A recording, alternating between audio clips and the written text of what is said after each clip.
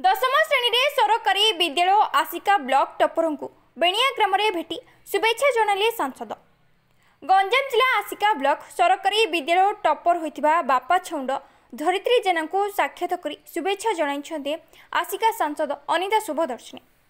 धरित्री निज मामू घर बेणिया ग्राम में रही बाबनपुर सरकारी चीनी शिल्प उच्च विद्यालय पढ़ी चलित दशम श्रेणी बोर्ड परीक्षा में 558 मार्क रखी उत्तीर्ण होइछन्ते।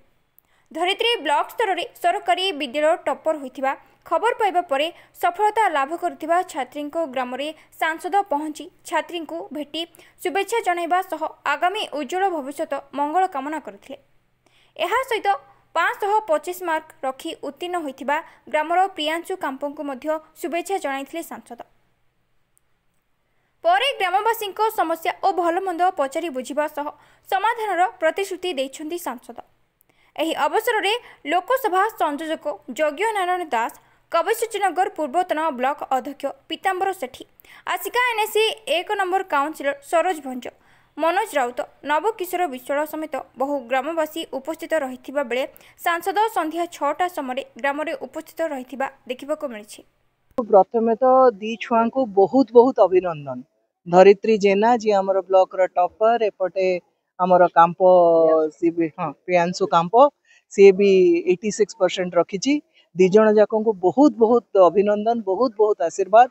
आगु को जाइए एमाने उदाहरण साजंतु, आंकु देखिकी अन्य पिला भल पाठ पढ़ंतु। आम गर्व से आज छुआ को भेटा आसी आशीर्वाद जनवा आसती। देखो समस्या बहुल गाँ मु चर्चा पर जहाँ जानी समस्या जर्जरित अंचल, समस्या बहुल अंचल मु आसी छुआ को भेटापी, किंतु गाँ लोकंर श्रद्धा भल पाइबा सम्मान मुझे क्या जन न जन की आसी तथापि भी समस्ते ये एका सागर उपस्थित होगी मत जो सम्मान देते मुझे पाखे ऋणी। तांकर जनप्रतिनिधि हिसाब से ए गाँव उन्नति, ए गाँव विकास निश्चिंत भाव में मोर सर्वप्रथम दायित्व। तेणु मु कथा देइछि जो जो समस्या से किसी समस्या गाँव वरिष्ठ सभापति हिसाब से मो सामने रखिंट ताकू आगामी दिन में मु निश्चिंत तार समाधान करी और गाँव विकास सहित ओतप्रोत भाव में जड़ित रही।